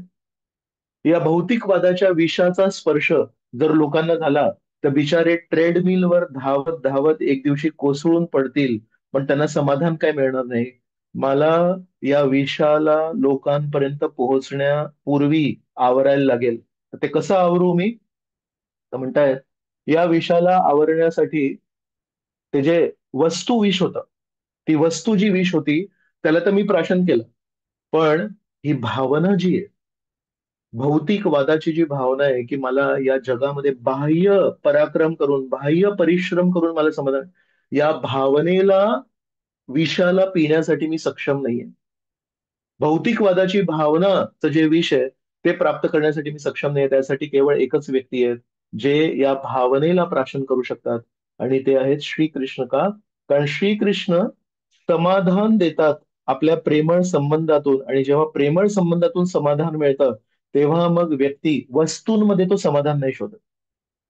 तर म्हणून सदाशिवाच्या भावनेत आणि महाविष्णूच्या भावनेत अद्वैत आचार्यांनी श्रीकृष्ण यांना प्रार्थना केली, हे प्रेमळ श्रीकृष्ण, या जगाला आज जी गरज आहे ती आहे तुमच्या प्रेममयी संबंधाची. जेव्हा तुम्ही या जगामध्ये अवतरित व्हाल तेव्हा या कलियुगाच्या लालची लोकांना, भोग वस्तूंना प्राप्त करण्यासाठी, त्यामध्ये समाधान शोधण्याची वृत्ती असणाऱ्या या आतुर लोकांसाठी काहीतरी उत्तर मिळेल. आणि म्हणून अद्वैत आचार्यांनी जेव्हा या श्लोकानुसार प्रार्थना अर्पण केली, काय म्हणतायत की सवयी पुंसाम परो धर्म, या जगामध्ये भरपूर धर्म आहेत पण सगळ्यात श्रेष्ठ धर्म परो धर्म. या जगामध्ये भरपूर आत्मा आहेत पण परम आत्मा, परमात्मा आहे ते विष्णू आहे. तसं धर्म खूप आहेत पण परम धर्म काय? सवयी पुंसाम परो धर्म यतो भक्तीर अधोक्षजे. श्रीकृष्णांप्रती जेव्हा आपण भक्ती करू ते परो धर्म आहे. पण ही भक्ती कशी करावी लागेल? अहैतुकी, त्यामध्ये कुठलाही लोभ नसावा, त्यामध्ये कुठलाही हेतू नसावा, आणि अप्रतिहता, अप्रतिहतामध्ये त्यामध्ये व्यत्यय नाही यायला पाहिजे. तर जर विचार करा, आपण अहैतुकी भक्ती केली, अहेतुकी भक्ती केली म्हणजे, हे परमेश्वरा, मी तुझ्यासाठी काही सेवा करू का? मला तुझ्याकडून काहीही स्वार्थ नाहीये. तू मला भक्ती करण्याचा जी संधी दिलीस, ती संधीच माझ्यासाठी खूप मोठं माझं फळ आहे. जर खरोखर आपण अहैतुकी भक्ती केली, परमेश्वरला सांगितलं मला काहीही स्वार्थ नकोय, तरच ती अहैतुकी भक्ती अप्रतिहता होते. या जगाचा एक नियम आहे, एक वस्तू प्राप्त करण्यासाठी जेव्हा आपण परिश्रम सुरू करतो, एखादी गोष्ट प्राप्त करण्यासाठी जेव्हा आपण काही कार्य सुरू करतो, ती गोष्ट मिळेपर्यंत आपण कष्ट करतो, पण ती गोष्ट प्राप्त झाल्यावर आपले परिश्रम थांबतात. झालं. आता कशासाठी? मला एक एक पेन पाहिजे होता, तर तो पेन मी बाजारात गेलो तेव्हापर्यंत खूप पेन हा शोधला, आणि हा पेन जेव्हा मिळाला, मग आता मी नाही शोधणार, आता मी घरी परत येणार. तसं जर आपण परमेश्वराची भक्ती एक वस्तू प्राप्त करण्यासाठी, एक पद प्राप्त करण्यासाठी जर केली, हे परमेश्वरा मला ते देत, परमेश्वर आपल्याला ते देतील. परमेश्वर तर कृपाळू आहेत, पण त्याचा एक दुष्परिणाम होईल. तो दुष्परिणाम असा आहे, ती वस्तू प्राप्त झाल्यावर आपण म्हणू आता परमेश्वराची काय गरज आहे, मग आपण परत येऊ. म्हणून अहैतुकी भक्ती ही खूप महत्वाची आहे. आणि जेव्हा आपण अहैतुकी भक्ती करू, तर परमेश्वर देतील नाही देतील त्यांच्या हिशोबाने देतील. तीन गोष्टी आपल्या हिशोबाने देऊ शकतात, आपल्या हिशोबाने जे मागतोय ते देऊ नाही शकत, म्हणतील की नाही द्यायचंय मला. आणि तिसरी गोष्ट आहे की त्यांच्या हिशोबाने जे श्रेष्ठ आहे, त्यांना जे वाटतंय ते गरजेचं आहे, ते आपल्याला देतील. या तिन्ही परिस्थितीमध्ये आपण म्हणू परमेश्वरा, तू दे किंवा नको देऊ, किंवा तुझ्या हिशोबाने दे, तुझ्यावर आहे, पण माझी ही भक्ती चालत राहणार. एकदा श्रील प्रभुपादांना विचारलं, प्रभुपाद, एका रिपोर्टरनी विचारलं, तुम्ही हे लोक जे जप करत असता सतत, त्या जपाचा उद्देश काय? What is the purpose of chanting हरे कृष्ण? तर प्रभुपादांनी पटकन उत्तर दिलं, द पर्पज ऑफ चॅन्टिंग हरे कृष्ण इज टू चॅन्ट मोर हरे कृष्ण. म्हणाले, जप करण्याचा उद्देश आहे अधिक चांगला जप करणे. आज जो आपण जप करतोय त्यांनी हृदय मार्जन होईल, आणि उद्या आपण चांगल्या भावनेने जप करू. आज आपण अपराध युक्त नाम घेतोय. जेव्हा नाम घेतोय तेव्हा त्याच्यामध्ये भरपूर भरपूर दूषण आहे, प्रदूषण आहे. पण जेव्हा आपण तोच नाम परत परत घेऊ, त्याच्या शुद्धीकरणामुळे एक दिवस असा येईल जेव्हा आपण शुद्ध हरिनाम घेऊ. तर म्हणून अहैतुकी भक्ती ही खूप महत्वाची आहे. अर्जुनाने गीतेमध्ये श्रीकृष्णासाठी काय सेवा केली? त्यांच्यासाठी धनुष उचललं. पण जेव्हा श्रीकृष्ण हस्तिनापूरमध्ये यायचे तेव्हा त्याचं वर्णन आहे. तर अर्जुन त्यांच्या डोक्यावर ऊन नाही पडायला पाहिजे म्हणून छत्र धरायचे. तर अर्जुन असं नाही म्हणत आहेत की मी तर क्षत्रिय आहे, मी तर त्यांच्यासाठी फक्त धनुष उचलणार नाही. काय गरज आहे सांगा. आज जर गरज असेल धनुष्य उचलायची तर धनुष्य उचलेन, उद्या जर गरज असेल छत्र उचलायची तर छत्र उचलेन. त्या छत्र उचलण्यामध्ये एका सेवकाची ती सेवा आहे. त्याच्यामध्ये अर्जुनाला काही कमीपणा नाही वाटत. परमेश्वरासाठी धनुष्य उचलणं पण गौरवशाली आहे आणि परमेश्वरासाठी छत्र उचलणं पण गौरवशाली आहे. परमेश्वरासाठी नांगर उचलणं पण गौरवशाली आहे आणि परमेश्वरासाठी बाथरूम साफ करायचा कपडा जरी आपण उचलला तर तो पण गौरवशाली आहे. परमेश्वराच्या किचन मध्ये सेवा करायला चान्स मिळणं किती मोठा गौरव आहे. परमेश्वराच्या टेम्पल हॉलमध्ये झाडू मारायला चान्स मिळणं किती मोठं गौरवशाली आहे. परमेश्वराच्या वॉश बेसिन मंदिराच्या वॉश बेसिनला साफ करायची जर आपल्याला सेवा मिळाली ती पण गौरवशाली आहे. का? त्यामध्ये जे पडलंय तो परमेश्वराचा महाप्रसादच आहे. टेम्पल हॉलमध्ये जेव्हा आपण साफ करतो त्याच्यामध्ये काय आहे? वैष्णवांच्या पायांची धूळ आहे. जेव्हा आपण किचनमध्ये भांडी घासतो ते भांडी परमेश्वराची भांडी आहेत किंवा परमेश्वरासाठी आपण जो भोग बनवला तो भोग त्याच्यामध्ये बनवलाय ती भांडी आहे. ते एक लक्षात येतं आपल्याला की परमेश्वराशी संबंधित जे काही आहे ते सगळं दिव्य आहे आणि परमेश्वराशी संबंधित जे काही आहे ते खूप शुद्ध आहे. आणि म्हणून त्या कुठल्याही गोष्टीशी जर आपल्याला संबंध येत असेल तर ते आपलं खूप मोठं सौभाग्य आहे. म्हणून कुठली सेवा कमी आहे आणि कुठली सेवा श्रेष्ठ आहे हा विचारच मुळात कनिष्ठ आहे. सगळ्या सेवा ह्या श्रेष्ठ आहेत कारण त्या परमेश्वराशी संबंधित आहे आणि सगळ्या सेवा ह्या आपल्याला शुद्ध करण्यासाठी पूर्णपणे सक्षम आहेत. म्हणून अर्जुन धनुष्य उचलायला पण कमी नाही करत आणि अर्जुन एक छत्र उचलायला पण कमी नाही करत. ध्रुव महाराजांच्या जीवनामध्ये एक गोष्ट येते की जेव्हा ध्रुव महाराज 36,000 वर्ष त्यांनी राज्य केलं आणि 36,000 वर्ष राज्य करून जेव्हा ते वैकुंठाला निघाले तेव्हा वैकुंठ विमान त्यांच्या समोर आलं आणि नंद आणि सुनंद असे दोन विष्णुदूत तिथे उपस्थित होते. आणि जेव्हा ते विमान त्यांना घ्यायला आलं तेव्हा ध्रुवाने काय केलं असेल? जरी वैकुंठ विमान समोर आहे, ध्रुवाने सकाळची त्याची जी काही साधना होती ती पूर्ण केली. त्याची साधना होती थोडी मूर्तीपूजा करत होते. तर ती मूर्तीपूजाची त्यांची जी साधना होती ती केली आणि परमेश्वराची दररोजची साधना ती त्यांनी पूर्ण करून तेव्हा तिथे जे साधू संत होते त्या साधू संतांकडे गेले. त्या साधू संतांना चरण स्पर्श करून अत्यंत आदराने त्यांचे आशीर्वाद घेतले. कधी कधी जो नवसाधक असतो त्या नवसाधकाला वाटतं मला तेव्हापर्यंत या साधू संतांची गरज आहे, तेव्हापर्यंत मला या वैष्णवांच्या आशीर्वादाची गरज आहे, जेव्हापर्यंत मी परिपूर्णता नाही गाठणार. जर मला वैकुंठाला जाण्याच्या विमानाचं तिकीट प्राप्त झालं मग आता मला वैष्णवांची गरज काय? पण ध्रुव महाराज भागवतामध्ये आपल्याला दाखवत आहेत वैकुंठ विमान तिथे समोर उपस्थित आहे. पण त्या वैकुंठ विमानाला त्यांनी थोडं थांबवून ठेवलं आणि म्हणाले माझी दररोजची साधना मी नाही केली आज. तर याला म्हणतात साधनेची योग्य मानसिकता. साधना ते काही साध्य करण्यासाठी नाही करत आहेत, त्यांची साधना त्यांचं साध्य आहे. आपल्याला वाटतं साधना हा मार्ग आहे आणि वैकुंठ अंतिम गंतव्य स्थान आहे. मग आपण साधना केव्हापर्यंत करायची? जेव्हापर्यंत वैकुंठाला पोचत नाही तेव्हापर्यंत. पण ध्रुव महाराज दाखवतायत योग्य जर चेतना असेल आपली तर आपण म्हणू ही योग्य मानसिकतेने योग्य चेतनेने केली साधनाच तर अंतिम गंतव्यस्थान आहे. कारण आपण जेव्हा योग्य मानसिकतेने योग्य चेतनेने जेव्हा साधना करतो तेव्हा आपण या जगामध्ये पण पूर्णपणे कृष्ण भावनामृतामध्ये तल्लीन होतो. जो व्यक्ती खरोखर मन लावून हरे कृष्ण कृष्ण कृष्ण हरे हरे हरे राम राम राम हरे हरे जप करतोय तो परमेश्वराची तर संबंध आहे ना.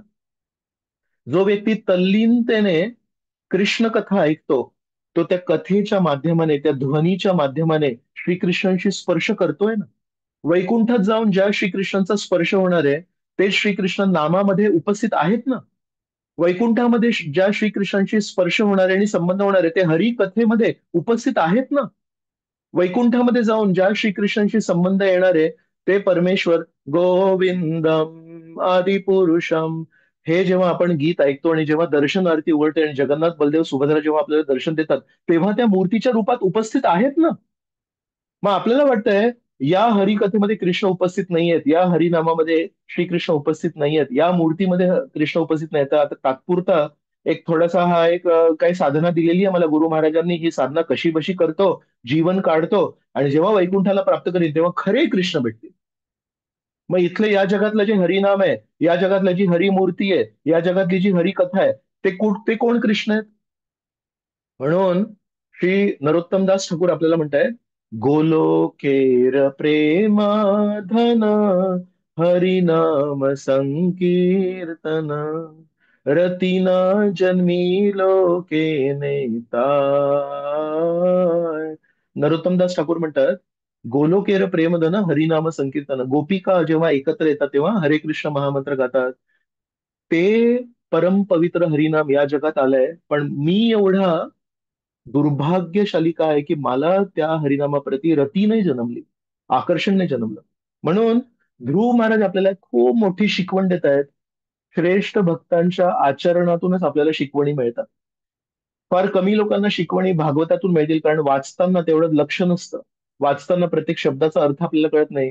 पण श्रेष्ठ वैष्णवांच्या त्यांच्या आचरणातून आपल्याला खूप चांगले चांगले शिकवणी मिळतात.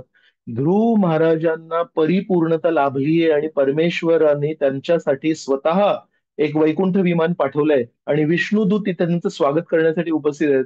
पण ध्रुव महाराजांनी त्यांची दैनंदिन साधना पूर्ण केली, आधी आपली मूर्तीपूजा केली, वैष्णवांचे साधूंचे आशीर्वाद घेतले, आणि नंतर त्या वैकुंठ विमानावर त्यांनी प्रस्थान केले.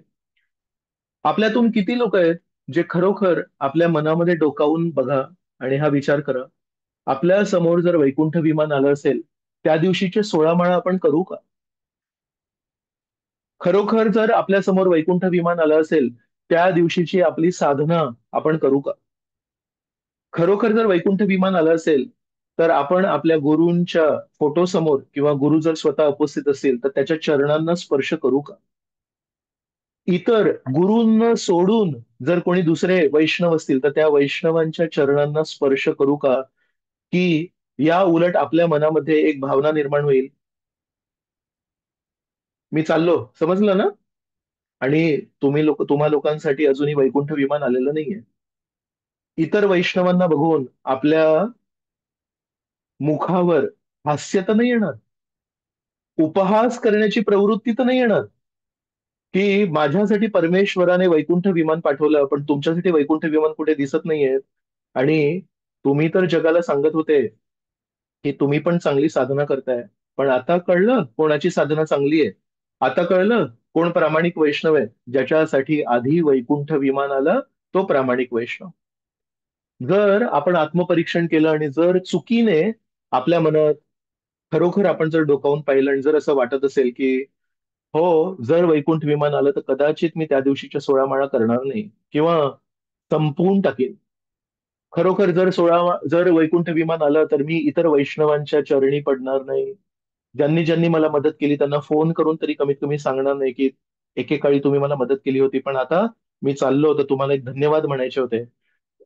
खरोखर हृदयात डोकावून समजा अशी भावना निर्माण होत असेल की खरोखर आहे, कदाचित एका मंद एका कमी लेवलवर, एका कमी स्तरावर माझ्या मुखामध्ये उपहासाची भावना येईल. हा हा हा हा हा, तुमचं काही होत नाहीये, आम्ही चाललो. हम्म, बघूया, वर भेट झाली तर बघूया. जर आपली ती चेतना असेल, आपण श्रीमद भागवताच्या भावनेमध्ये अजून प्रवेश नाही केलाय. आपल्याला वाटतंय साधना ही जेई किंवा नीट सारखी एक एंट्रन्स एक्झामचा अभ्यास आहे, आणि जेव्हा एंट्रन्स एक्झाम पास करतो तेव्हा जेईचा अभ्यास नाही करत कोणी. ज्याला ज्याला IIT मध्ये ऍडमिशन मिळाली आहे तो जेईचा अभ्यास नाही करत. ज्याला ज्याला मेडिकल कॉलेजमध्ये ऍडमिशन मिळाली आहे तो नीटचा अभ्यास नाही करत. नीटचा अभ्यास त्या परीक्षेपुरता आहे, जेईचा अभ्यास त्या परीक्षेपुरता आहे. साधना ही वैकुंठाला जाण्याच्या परीक्षेपुरती नाहीये. साधना हे परमेश्वराशी आपला संबंध आहे. म्हणून हरे कृष्ण महामंत्र केवळ हरिनाम नाहीये. हरे कृष्ण महामंत्र हा परमेश्वराशी संबंध जोडण्याचा मार्ग पण आहे आणि परमेश्वराशी संबंध पण आहे का? त्या हरे कृष्ण महामंत्रामध्ये आपण म्हणतो, हे परमेश्वरा तुझ्यासाठी मी काही सेवा करू का? सेवा करू का म्हणजे संबंध जोडू का? तर खूप महत्वाचं आहे. ध्रुव महाराज आपल्याला शिकवतायत की सेवा ही नेहमी अहैतुकीच असेल तर ती अप्रतिहता होते. जड भरत आहेत एक. जड भरत हे खूप श्रेष्ठ चेतनेच्या स्तरावर होते, पण त्यांनी मुद्दामून जगामध्ये कुठे मी फसू नये. मागच्या वेळेस एका हरिणाच्या प्रेमामध्ये फसलो आणि मला 2 जन्म घ्यायला लागले. आता मी कोणाच्या काही जाळ्यामध्ये मी फसणार नाहीये, म्हणून एका मूर्ख व्यक्तीसारखे ते वागतायत, एका जड व्यक्तीसारखे वागतायत. तर म्हणून त्यांना म्हणतात जड भरत. तर अगस्त्य ऋषींच्या वंशावलीमध्ये जन्म घेतला होता. ब्राह्मण कुळामध्ये जडभरताने जन्म घेतला होता. पण जेवणाआधी हात धुवायला पाहिजेत हे त्यांना शिकवायला लागायचं. आणि जेव्हापर्यंत म्हणजे तरुण होते तरी पण ते जेवणाच्या आधी हात नव्हते धुत. हम्म. आणि जेव्हा सकाळचे नैसर्गिक क्रिया करायला जायचे त्याच्यानंतर हात नव्हते धुत. त्यांना त्यांचे वडील म्हणायचे, अरे किती तू अनक्लीन आहेस, तू तुला हात नाही धुता येत का? तर अशा प्रकारे मुद्दामून विचित्र वागायचे आणि असं दाखवायचे की मला काही अक्कल नाही. एक दिवशी यांना बुजगावणं म्हणून ठेवलं. तर बुजगावणं म्हणून जेव्हा ठेवलं, रात्री बुजगावण्यासारखे उभे होते, काही कामाचे नाहीये, तर कमीत कमी त्याचे जे भाऊ होते, चुलत भाऊ होते, ते चुलत भाऊ म्हणायचे, सावत्र भाऊ होते, सावत्र भाऊ म्हणायचे की कमीत कमी बुजगावण्याचं तरी काम करेल ना. हम्म. तर अशा प्रकारे त्याला काम करत होते. तर त्याला काही दरोडेखोर घेऊन गेले. या दरोडेखोरांना नरबली द्यायचा होता. जड भरत आहेत, त्यांना त्या कालीच्या मूर्तीच्या समोर एका दगडावर त्यांची मान ठेवली आणि हे दरोडेखोरांनी तो असा मोठा त्यांचा जो एक हत्यार होता तो उचलला आणि आता त्या जड भरताच्या मानेवर तो प्रहार करणार आहेत. पण जड भरत हे अहैतुकी अप्रतिहता भक्ती करतायत. त्यांना परमेश्वराकडून संरक्षणाची पण अपेक्षा नाही. आणि कारण अहेतुकी करतायत म्हणूनच अप्रतिहता करू शकतात. तर तिथे पण परमेश्वराचं स्मरण करतायत. ज्या दैवता पुढे जडभरताचा नरबली करायचा होता, ते दैवत त्या मूर्तीला स्फोट करून बाहेर आली. काली माता जी आहे, जिच्या समोर त्यांना नरबली करायचं, ती काली माता त्या मूर्तीचा स्फोट झाला आणि ती काली बाहेर आली आणि तिने तिच्या हातातल्या हत्यारातून तिची सेवा करणाऱ्या त्या दरोडेखोरांना आधी मारलं. विचार करा, हे सगळे बिचारे दरोडेखोर आहे, त्यांना वाटलं की आता आपण कालीला नरबली देऊया आणि त्याच्यातून आपल्याला कालीची कृपा मिळेल. आणि काली म्हणते, तुम्ही एका अहैतुकी अप्रतिहता भक्ती करणाऱ्या वैष्णवाला त्रास देताय, तुम्ही माझे खरे सेवक नाहीत. ते लोक कालीची पूजा करतायत. कालीने आधी त्यांचं नरबली केलं, कालीने आधी त्यांना मारलं आणि नंतर त्या शुद्ध वैष्णवाला प्रणाम करून त्यांना जाऊ दिलं. तर ही आहे, जर कोणी व्यक्ती शुद्ध चेतनेने अहैतुकी आणि अप्रतिहता भक्ती करत असेल तर त्याची किती शक्ती आहे. हेच जड भरत नंतर एक रहुगण नावाचे राजा होते आणि त्या राजाचं पालखीतून जात होते. तर 4 लोक पालखी वाहत होते, त्यातला एक व्यक्ती आजारी पडला, तर त्यांना एक मालवाहक पाहिजे होता. तर आजूबाजूला बघितलं तर हा जड भरत एका ठिकाणी बसला होता आणि असं चांगलं शरीर स्ट्रॉंग होतं त्याचं आणि काही कामाचं दिसत नव्हतं, कोणी काही त्याला काम देत नव्हते, तर त्याला झुंपलं तिथे कामाला. आता याची आहे अहेतुकी अप्रतिहता भक्ती. तर त्यांनी बघितलं, जमिनीवरून एका मुंग्यांची रांग होती आणि त्या रांगेवर पाय पडण्याची आशंका होती जेव्हा तो पालखी घेऊन जात होता. तर यांनी पाय टाकला नाही त्या मुंग्यांवर, कारण त्याला त्याच्यामध्ये परमेश्वराचे अंश दिसत आहेत. त्याने पाय जेव्हा थोडासा नाही टाकला तर त्याला एक धक्का बसला त्या पालखीला. तर त्यांनी वर आतमधून बोलले, कोण आहे रे? अक्कल आहे ना? राजाला वाहताना त्याला कधी कष्ट होऊ नका हे कळतं ना तुम्हाला? तर बाकीचे 3 म्हणाले, राजे, हा माणूस आता नवीन जुंपलाय, याला अक्कल नाहीये, याला थोडं प्रशिक्षण देतो आणि सांगतो की राजाला त्रास नाही व्हायला पाहिजे. ठीक आहे, ठीक आहे, ठीक आहे, चला. पुढे पुन्हा एकदा मुंग्यांची रांग होती, पुन्हा एकदा जडभरताने तिथे पाय नाही ठेवला. पुन्हा एकदा राजा चिडला आणि राजा बाहेरच आला पालखीतून, तलवारच काढली आणि म्हणाला, तू कोण आहेस माहितीये का? तुला या क्षणी मी समाप्त करीन आणि मला कोणीही प्रश्न नाही विचारू शकत. मी राजा आहे आणि तू माझा प्रजेतला एक भाग आहेस. तुला मी संपवू शकतो. हे जेव्हा त्यांनी एक घातक विचार मांडला, प्राण घेऊ शकतात त्याचे, तर तेव्हा जडभरताने काय उत्तर दिलं? जडभरताचा आवाज नाही वाढला. जडभरताने पण त्याची काही हातात काठी नाही घेतली. जडभरताने हात जोडले आणि म्हणाले, हे राजन, तुम्ही खूप श्रेष्ठ वाटताय, पण तुमचं जे बोलणं आहे ते तुमच्या पदाशी मॅचिंग नाहीये. कारण एका साधारण व्यक्तीला पण माहितीये की आपण हे शरीर नाहीये, हे आपण आत्मा आहे. कारण शरीर तर नेहमी बदलत असतं, पण आत्मा कधी बदलत नाही. आणि तुम्ही म्हणताय की तुम्ही राजे आहात आणि मी एक साधारण व्यक्ती आहे. बरोबर आहे ना? या जन्मामध्ये ते शक्य आहे. पण पुढच्या जन्मी असंही शक्य होऊ शकतं की मी राजाचा जन्म घेऊ शकतो आणि तुम्ही एक साधारण व्यक्तीचा जन्म घेऊ शकता. हे काही 40, 50, 60, 70 वर्षांसाठी आपलं एक पद आहे. त्या पदाला घेऊन जर कोणी वागत असेल आणि त्या पदाला घेऊन जर कोणी वर्चस्व देत असेल, तर मला नाही वाटत ते बुद्धिमान आहे. खरं तर आपण परमेश्वराचे अंश आहोत. ज्या शांत चित्ताने, ज्या त्यांच्या चेहऱ्यावर जी एक समाधानाची जी भावना होती, त्या भावनेला बघून राजा घहिवरला. जो राजा तलवारीने त्या व्यक्तीला मारण्यासाठी धमकी देत होता, तो राजा त्यांच्या पाया पडला आणि म्हणाला, हे जडभरत, तुम्ही कोण आहात? असं वाटतंय कधी कधी आगेवर लाकूड जेव्हा ठेवतो आणि ते लाकूड जेव्हा जळतं तेव्हा तिथे राख निर्माण होते, आणि कधी कधी ती राख जी आहे ती त्या अग्नीवर एक आवरण बनते आणि कळत नाही की आतमध्ये आग आहे. कधी कधी जेव्हा चूल लावतो आपण तेव्हा कळतं आपल्याला असं आहे. तर राखीमुळे आतमधली जी अग्नी आहे ती कधी कधी आवृत्त होते, कळत नाही की आतमध्ये आग आहे आणि असं वाटतं की राख आहे. आणि कधी कधी त्या राखेमध्ये जर कोणी चुकीने हात टाकला, आतमध्ये जळता कोळसा असतो, आतमध्ये अग्नी असते, हात जळून जातो. तर रघुगण महाराज म्हणतात, तुमचं जे पावित्र्य आहे ते तुमच्या या वेशभूषेमुळे आवृत्त झालेलं आहे, आणि म्हणून मी तुम्हाला ओळखू नाही शकलो. पण आता जसा तुम्हाला मी स्पर्श केला, तर मला एक लक्षात आलं की तुमची चेतना खूप शुद्ध आहे, आणि कृपया तुम्ही मला मार्गदर्शन करा. तर जड भरत आहेत, हे पण त्यांची जी ती भक्ती आहे, त्यांचं जे स्मरण आहे, त्यांचं जे नाम चिंतन आहे, हे अहेतुकी होतं म्हणून अप्रतिहता होतं. जरी त्यांना दरोडेखोर प्राण घेण्याचा प्रयत्न करतायत, किंवा कोणी राजा त्यांना पूर्णपणे मानसिक स्तरावर अपमानित करतोय. ते एक आहे शारीरिक कष्ट आणि एक आहे मानसिक कष्ट. साधारणपणे आपल्या स्वतःच्या जीवनामध्ये आपण शारीरिक कष्ट पण सहन नाही करू शकत, तरी पण आपल्यामधून कोणीतरी असा व्यक्ती असेल जो खूप कष्टातून वर आलाय. त्याच्या जीवनामध्ये त्याला खूप आर्थिक कष्ट होते, त्याला खूप शारीरिक कष्ट होते. असा व्यक्ती पण शारीरिक कष्ट सहन करू शकतो. पण आपल्यामधून जे लोक शारीरिक कष्ट सहन करू शकतात त्यांना मानसिक कष्ट पण सहन होत नाही. मानसिक कष्ट म्हणजे अपमान. जर कोणी आपला अपमान केला, त्या दिवशी रात्री झोप येत नाही. जडभरतच्या उदाहरणाद्वारे शुकदेव गोस्वामी श्रीमद भागवतामध्ये आपल्याला सांगतायत, जेव्हा आपण परमेश्वरावर ध्यान करतो, परमेश्वर आपण चिंतन करतो, आपल्या जीवनात जरी शारीरिक स्तरावर जरी आघात होणार असेल, त्या दरोडेखोरांच्या उदाहरणाद्वारे आपण स्थिर राहतो.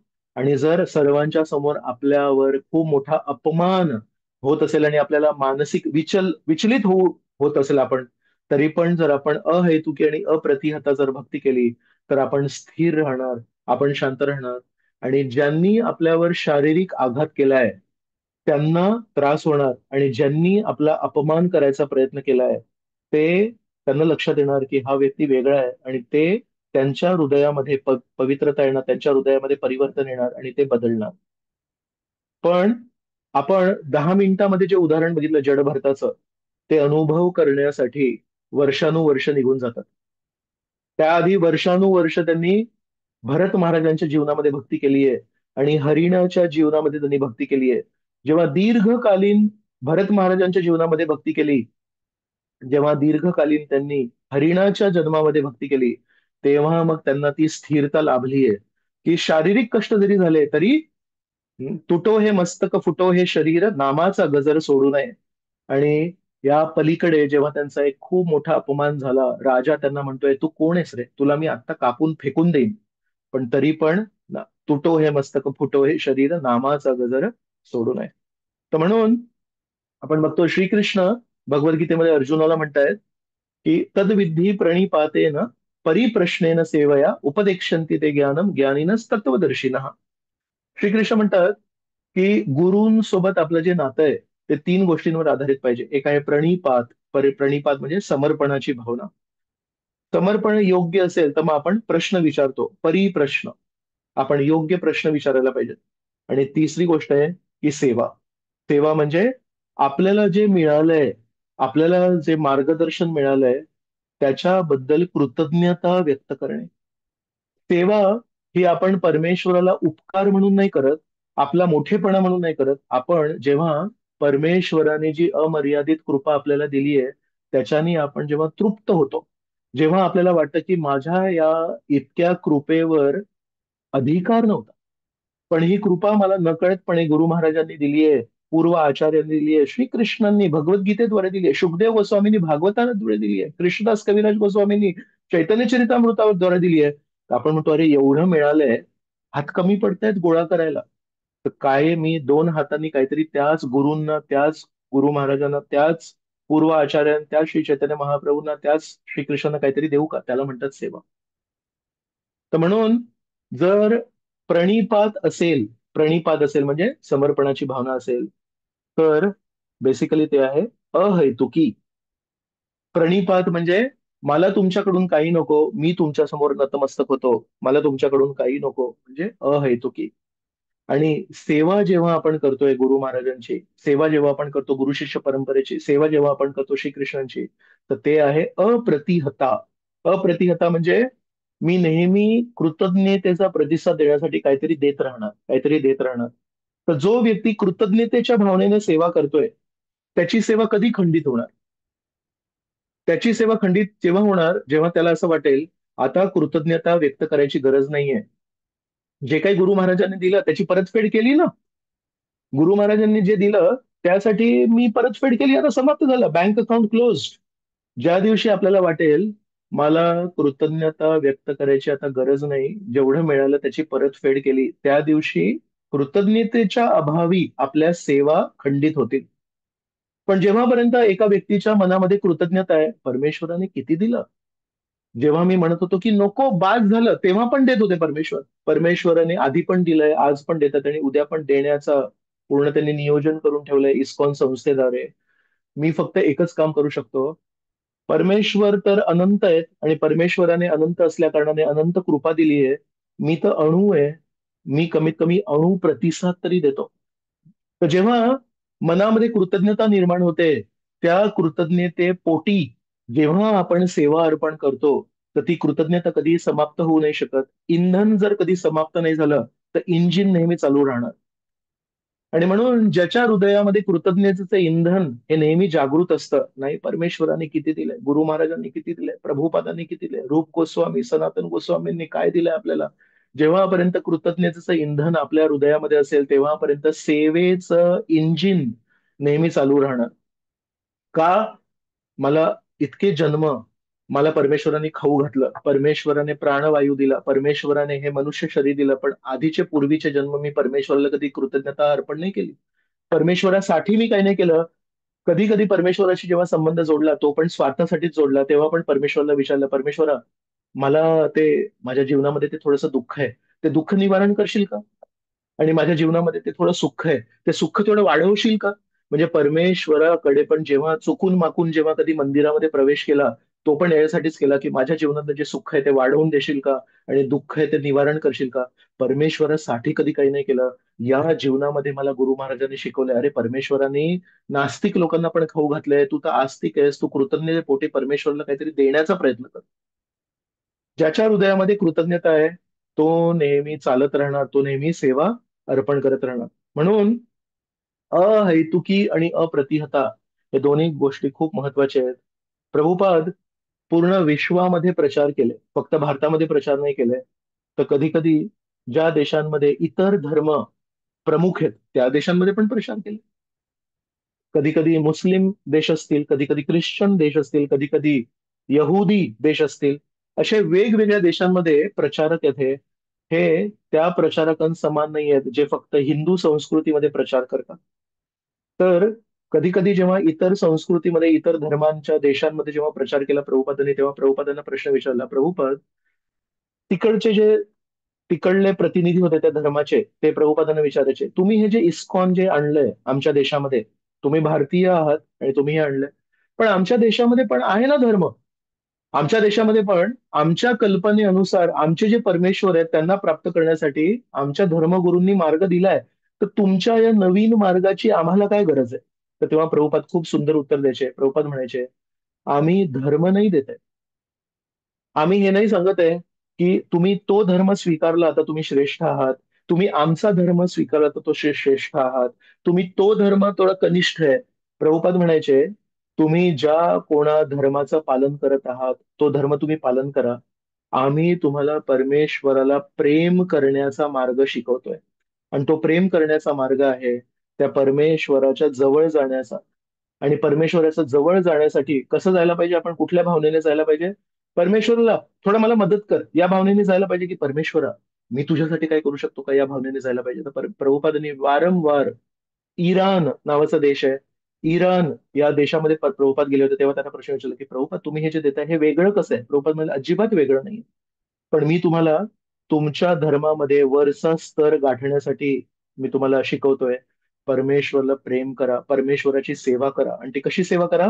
निस्वार्थी आणि विना अडचण, अहेतुकी आणि अप्रतिहता सेवा करा, त्यांनी तुम्ही तुमच्या धर्मामध्ये वरचं स्तर गाठाल. अमेरिकेमध्ये पण कधी कधी त्यांना तिथल्या तिथले जे मोठे मोठे प्रचारक होते त्यांनी प्रभुपादांना विचारलं, अरे हे मुलं आणि मुली आमच्या देशातले आहेत, आमच्या धर्मातले आहेत, हे कधी आमच्या स्थानी कधी येत नव्हते, आणि तुम्ही यांना तुमच्या हिशोबाने वस्त्र घातले, तुम्ही या सर्व आमच्या मुलांना जे आमच्या कधी चर्चमध्ये येत नव्हते यांना सगळं तुमच्यासारखी वेशभूषा घातली, तुमच्यासारखे केस, आणि तुमच्यासारखा तो महामंत्र, आणि तुमचे शास्त्र वाचतायत, आम्हाला खूप मोठं आश्चर्य वाटतंय.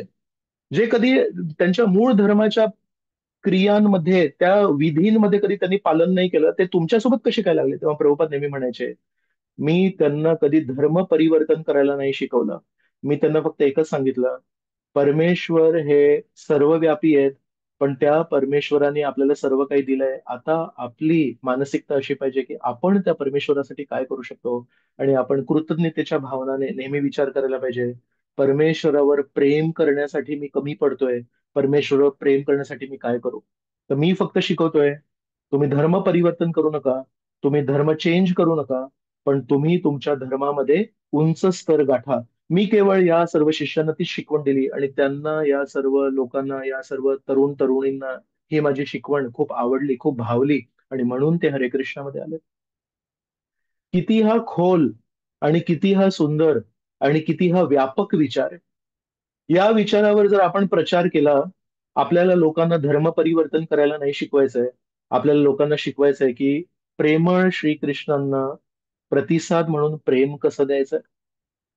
आपल्या श्रीमद भागवत प्रवचनाचा एकच उद्देश आहे, परमेश्वराला प्रेम कसं करायचं. आपल्या मूर्ती पूजेचा एकच उद्देश आहे, पूजा करून परमेश्वराला प्रेम कसं अर्पण करायचं. आपल्या किचन मध्ये आपण जो भोग बनवतो त्याचा फक्त एकच उद्देश आहे, परमेश्वराला आपले कला कौशल्य, आपली पाककला कृतज्ञतेने कशी अर्पण करायची. आपल्या इस्कॉन संस्थेचा एकच उद्देश आहे की आपण श्रीकृष्णांना प्रेम कसं अर्पण करायचं. परमेश्वरांनी जे मागितलं नव्हतं ते पण दिलंय, गरजेपेक्षा जास्ती दिलंय, आता कृतज्ञतेने त्यांना अर्पण कसं करायचंय. आणि जेव्हा कृतज्ञता अर्पण करणे हा हेतू असेल तर तो निस्वार्थी हेतू आहे, म्हणून तो अहेतुकी आहे. आणि जर ते अहेतुकी असेल तर ते अप्रतिहता पण आहे. म्हणून आपण आज सूत गोस्वामींना कृतज्ञता अर्पण करूया, की हे सूत गोस्वामी, जेव्हा तुम्हाला 88,000 साधू संतांनी एकत्र येऊन जेव्हा प्रश्न विचारला, आम्ही सर्व शास्त्र वाचलेत पण आम्हाला सारांश लक्षात येत नाहीये, पण तुम्हाला शुकदेव गोस्वामींची कृपा प्राप्त आहे, तुम्ही शुकदेव गोस्वामींकडून ऐकलं, तुम्ही आम्हाला सांगा सर्व शास्त्रांचा, सर्व ज्ञानाचा सारांश काय आहे. पटकन बोलले, तवई पुंसाम परो धर्मो यतो भक्तीर अधोक्षजे अहैतुकी अप्रतिहता ययात्मा सुप्रसिद्धती. आणि जेव्हा अशा प्रकारे आपण कृतज्ञतेने अहेतुकी अप्रतिहता भक्ती अर्पण करू, तेव्हा सूत गोस्वामींचं आपल्याला वरदान आहे, शुकदेव गोस्वामींचं आपल्याला वरदान आहे, आपण पूर्णपणे समाधानी होऊ. आपल्याला कुठल्याला पार्टीला जायची गरज नाही. आपल्याला कुठे चुकीच्या ठिकाणी जायची गरज नाही. आपण फक्त म्हणू, जिथे कुठे तुम्ही नेताय, आम्ही यायला तयार आहोत. पण तिथे हरी कीर्तन होईल का? तुम्ही जिथे कुठे नेताय तिथे आम्ही यायला तयार आहोत, पण तिथे हरिकथा होईल का? जिथे कुठे तुम्ही नेताय तिथे आम्ही यायला तयार आहोत, पण तिथे हरिप्रसाद मिळेल का? तोच हरिप्रसाद आम्हाला पाहिजे, तीच हरिकथा आम्हाला पाहिजे, तेच हरी कीर्तन आम्हाला पाहिजे. त्यांनीच आम्ही तृप्त झालोय आणि याच्या पुढे पण आम्ही तृप्त होऊ. बाकी सगळे संप्रदाय आहेत आणि गौडीय संप्रदाय आहे. बाकी सर्व संप्रदायांमध्ये श्री संप्रदाय, इतर पण साधू संतांचे मार्ग आहेत. त्या सर्व संप्रदायांमध्ये एक गोष्ट नेहमी शिकवतात: जीवात्मा नेहमी परमेश्वराची सेवा करायला पाहिजे. जेवढे पण आस्तिक मार्ग आहेत ते. गौडीय वैष्णव संप्रदायाचं एक वैशिष्ट्य आहे, बाकी सर्व संप्रदायांमध्ये जीवात्म्याला शिकवतात आणि जीवात्म्याचे उदाहरण देतात की तो परमेश्वराची सेवा कशी करतो. चैतन्य चरितामृतामध्ये ध्रुव महाराजांचं उदाहरण नाहीये. चैतन्य चरितामृतामध्ये प्रल्हादाचं उदाहरण नाहीये. चैतन्य चरितामृतामध्ये अंबरीश महाराजांचं उदाहरण नाहीये. चैतन्य चरितामृतामध्ये पांडवांचं उदाहरण नाहीये. चैतन्य चरितामृतामध्ये अवंती ब्राह्मणाचं उदाहरण नाही. हे सर्व उदाहरण जे मी सांगितले भागवतातले ते आहेत एका जीवात्म्याने बाल अवस्थेमध्ये कृष्णाची भक्ती केली, म्हातारपणामध्ये कृष्णाची अवस्था केली, गरिबीमध्ये कृष्णाची भक्ती केली, श्रीमंतीमध्ये परमेश्वराची भक्ती केली. हे सगळे उदाहरण आहेत भागवतातले ते आहेत एक जीवात्माने परमेश्वराची सेवा केली. चैतन्य चरितामृत हे गौडीय वैष्णव संप्रदायाचा ग्रंथ आहे. त्याच्यामध्ये काय आहे माहितीये? त्याच्यामध्ये परमेश्वराची निस्वार्थी विना रुकावट सेवा ही इतकी समाधानकारक आहे की केवळ जीवात्मे नाही, परमेश्वराचे इतर रूप पण परम परमेश्वराची सेवा करण्यासाठी आतुर आहे. चैतन्य चरितामृतामध्ये आपण बघतो नित्यानंद प्रभू. कोण आहेत नित्यानंद प्रभू? नित्यानंद प्रभू बलराम आहेत. बलराम हे परमेश्वर आहेत. ते पण नेहमी श्री चैतन्य महाप्रभूंची सेवा करतात आणि जेव्हापर्यंत श्री चैतन्य महाप्रभूंनी नित्यानंद प्रभूंना प्रचार करायची आज्ञा नाही दिली तेव्हापर्यंत 30-31 वर्षापर्यंत श्री नित्यानंद प्रभू जे आदि गुरु आहेत, जे सर्व गुरूंना आशीर्वाद, त्यांनी प्रचार सुरू नाही केला. ते म्हणतात नाही, मी चैतन्य महाप्रभूंचा सेवक आहे, महाप्रभूंनी जेव्हा आज्ञा देतील तेव्हा मी प्रचार करीन. अद्वैत आचार्य आहेत. अद्वैत आचार्य हे महाविष्णू आहेत आणि सदाशिव आहेत. हे किती काय त्यांचं स्तर आहे, पण ते म्हणतात श्री कृष्णांची श्री चैतन्य महाप्रभूंची सेवा करण्यासाठी मी अवतरलोय. गदाधर पंडित, श्रीवास पंडित हे तर गदाधर पंडित अंतरंग शक्ती आहेत, राधाराणी आहेत आणि श्रीवास पंडित नारद मुनी आहेत. यांनी तर भक्ती केली आहे. पण गौडीय वैष्णव संप्रदायामध्ये श्रीकृष्णांची सेवा हे तत्व सिद्ध करण्यासाठी केवळ जीवात्म्यांचं उदाहरण नाही दिलंय, तर चैतन्य चरितामृतामध्ये महाविष्णू भक्ती करतायत, सदाशिव महादेव भक्ती करतायत आणि याची पराकाष्ठा एका शेवटच्या स्तरावर घेऊन जातात कृष्णदास कविराज गोस्वामी आणि चैतन्य चरितामृत.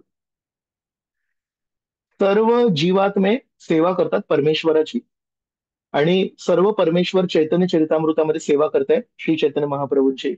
आता तिसरा स्तर सर्वात उंच, तिथे आपल्याला चक्कर येऊ शकतात की श्री चैतन्य महाप्रभू आहेत कोण? श्री चैतन्य महाप्रभू आहेत स्वतः श्रीकृष्ण, सर्व अवतारांचे स्रोत, परम पुरुष. पण ते श्रीकृष्ण पण जेव्हा गोलोक वृंदावनात आहेत तेव्हा त्यांनी विचार केला, हे सर्व जण माझी जेव्हा सेवा करतात तेव्हा खूप समाधानी दिसतात. राधाराणी जेव्हा माझी सेवा करतात तेव्हा खूप समाधानी दिसतात आणि खूप आनंदी दिसतात. मला सर्व गोष्टींचं ज्ञान आहे, फक्त या एका गोष्टीचं ज्ञान नाहीये. माझी अहैतुकी अप्रतिहत सेवा केल्याने यांना असं काय समाधान मिळतंय की हे एकच गोष्ट मागतायत, हे श्रीकृष्ण तुमची सेवा, हे श्रीकृष्ण तुमची सेवा. हे मला कोडं सोडवायचंय. तर परम भोक्ता, 5व्या अध्यायाच्या शेवटच्या श्लोकामध्ये श्रीकृष्ण म्हणतात की मी भोक्ता आहे. भोक्तारम यज्ञ तपसाम सर्व लोक महेश्वरम. परम भोक्ता श्रीकृष्ण त्या सेवा रसाचं आस्वादन करण्यासाठी त्यांचं परम भोक्ताचं स्थान त्यागून एका सेवकाच्या भावनेमध्ये या जगात अवतरित होतात आणि म्हणतात या जीवनामध्ये माझं फक्त एकच कर्तव्य आहे, ते आहे परमेश्वराचं नामचिंतन, परमेश्वरासाठी सेवा आणि या नामचिंतनाचा आणि या परमेश्वराच्या सेवेचा प्रसार आणि प्रचार. श्री चैतन्य महाप्रभूने स्वतः कीर्तन केलं, स्वतः सेवा केली आणि त्या कीर्तन आणि त्या सेवेचा प्रसार आणि प्रचार करण्यासाठी पूर्ण भारत भूमीमध्ये त्यांनी प्रवास केला आणि लोकांना सांगितलं, नाम संकीर्तन, सेवा, या दोन वस्तूंना त्यांनी प्राधान्य दिलं. तर विचार करा, सर्व ग्रंथ हे आपल्याला सांगतात वेगवेगळ्या परिस्थितीमध्ये जीवात्म्यांनी परमेश्वराची सेवा कशी केली. चैतन्य चरितामृत त्याला अजून वर घेऊन जाताना म्हणतात की विष्णू स्वतः पण श्रीकृष्णांची सेवा करतात, पण जो मूळ गाभा आहे चैतन्य लिलेचा तो आहे. परम भोक्ता परम परमेश्वर श्रीकृष्ण पण म्हणतात, हे सेवेचं समाधान काय आहे हे मला अनुभवायचं आहे. त्याच्यासाठी परमेश्वराने एक अवतार स्वीकार केला. विचार करा. तर त्या अवताराबद्दल आपण येत्या 14 मार्चला चर्चा करणारच आहोत. गौर पौर्णिमा आहे, पण हा किती खोल विचार आहे की परमेश्वराच्या मनामध्ये पण एक असमाधान आहे की माझी सेवा करून लोकांना काय समाधान मिळतो तो मला अनुभवायचा आहे. तर म्हणून आज आपण श्री चैतन्य महाप्रभूंना स्मरून त्यांच्या प्रती कृतज्ञता अर्पण करून, जड भरताला प्रार्थना करून आणि ध्रुव महाराजांना प्रार्थना करून त्यांना विनंती करूया की कृपया आम्हाला हे अनुभव येऊ द्या की कशा प्रकारे नेहमी देण्याची वृत्ती असू दे परमेश्वराप्रती, आणि ती देण्याची वृत्ती जर असेल तर त्याच्यामध्ये व्यत्यय येऊ शकत नाही. आणि सूत गोस्वामींचे शब्द मग आपल्या जीवनात लागू होतील की जसं आपण निस्वार्थीपणे आणि व्यत्यय विना सेवा करू तेवढे आपण खरोखर आंतरिक स्तरावर समाधानी हो. तर खूप खूप धन्यवाद. जय श्रीमद भागवत महापुराण की जय. जय श्रील प्रभुपाद की जय. अनंत कोटी वैष्णव वृंद की जय. जय निताय गौर प्रेमानंदे. हरि हरि बोल. तर आपण या प्रवचनाला इथे समाप्त करूया. आणि आपलं प्रवचन आज 8:30ला सुरू झालं. काही तांत्रिकी म्हणून आपण 9:30 पर्यंत घेतलं, नाही तर आज माझी इच्छा होती की आपण 8 ते 9 करून समाप्त करूया. पण हा खूप महत्वाचा श्लोक आहे. प्रभुपादांनी अनेक वेळा जेव्हा लोकांशी संभाषण केलं तेव्हा हा श्लोक सांगितला की आमच्या धर्मात आम्ही धर्मांतर करायला नाही शिकवत, आम्ही धर्म परिवर्तन करायला नाही शिकवत, आम्ही फक्त एकच शिकवतो, परमेश्वरावर प्रेम करा. तेव्हा हा श्लोक सांगायचे, सवयी पुंसाम परो धर्मो यतो भक्तीर अधोक्षजे. तर खूप खूप धन्यवाद. जय श्री श्री राधा गोपीनाथ भगवान की जय. जय श्री श्री जगन्नाथ बलदेव सुभद्रा मैया की जय. श्रील प्रभुपाद की जय. अनंत कोटि वैष्णव वृंद की जय. जय निताय गौर प्रेमानंदे.